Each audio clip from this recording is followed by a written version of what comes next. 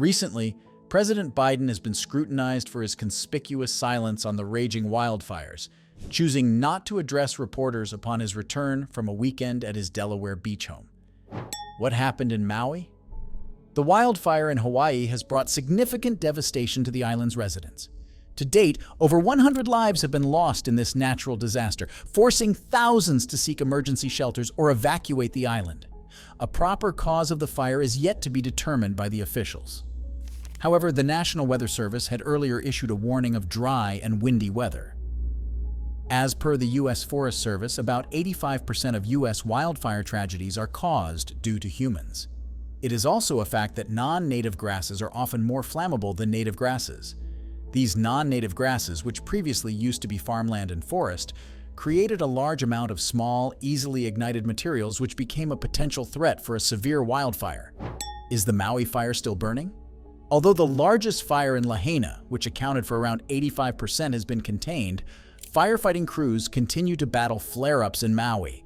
A total of 2,170 acres, 880 hectares, have been burned so far, as per Maui County. On the other hand, the fire in upcountry Kula was 75% contained. The fire has charred at least 678 acres. The abnormally dry weather clubbed with hurricane winds is said to be the reason that fueled the flames. The wildfire that started on the night of August 08, 2023, destroyed more than 2,000 buildings, which included 86% of the residential area. The fire also destroyed various historical sites. Residents are currently prohibited from returning to the disaster-stricken zone in Lahaina, with ongoing efforts to formulate a secure return plan. Access to the disaster area is presently limited to authorized personnel due to potential hazards. These dangers encompass ash containing harmful, cancer-causing substances, along with debris featuring broken glass, exposed electrical wires, and various objects. Unstable structures pose threats as they may house hazardous materials and have the potential to collapse, leading to injuries. County officials emphasize the importance of individuals returning to their properties to use personal protective equipment, PPE. What is Joe Biden's response to the Maui fire? On Friday, President Joe Biden embarks on a luxurious summer vacation to Lake Tahoe, while the White House has yet to disclose any plans for him to visit the fire-devastated Hawaii.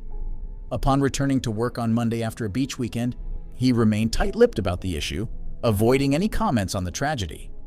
The president's itinerary indicates that he is set to arrive in Lake Tahoe on Friday, August 18th, and will extend his stay until the following Thursday, as per White House guidance.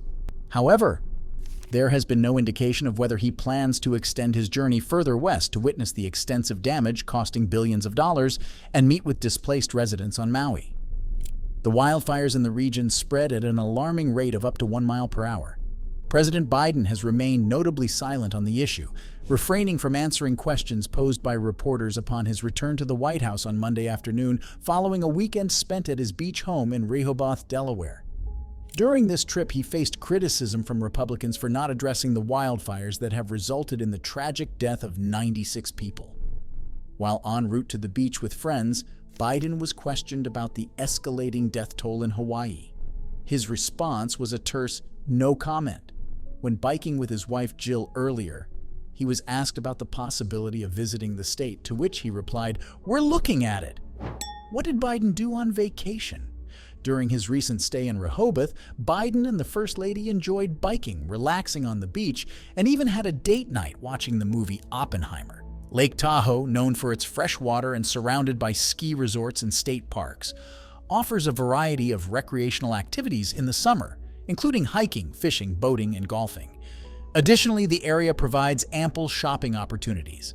Amidst a multitude of crises unfolding on various fronts, both President Joe Biden and Vice President Kamala Harris have been observed partaking in leisure activities such as beach vacations, bike riding, and attending a football game. These seemingly carefree activities stand in stark contrast to the urgent issues confronting the nation and the world.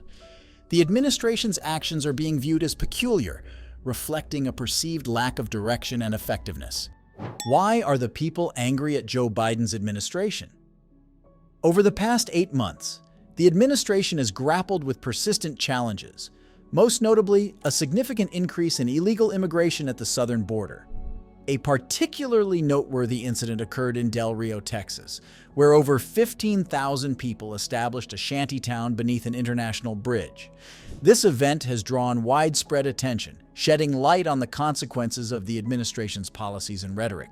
Despite the prolonged chaos at the border, the administration's response has been criticized for being reactive and limited, especially considering the absence of proactive measures in other affected areas. The shocking visual of at least 15,000 people creating a shantytown under the international bridge has finally allowed Americans to comprehend the consequences of the administration's encouragement and deliberate facilitation through both rhetoric and policy.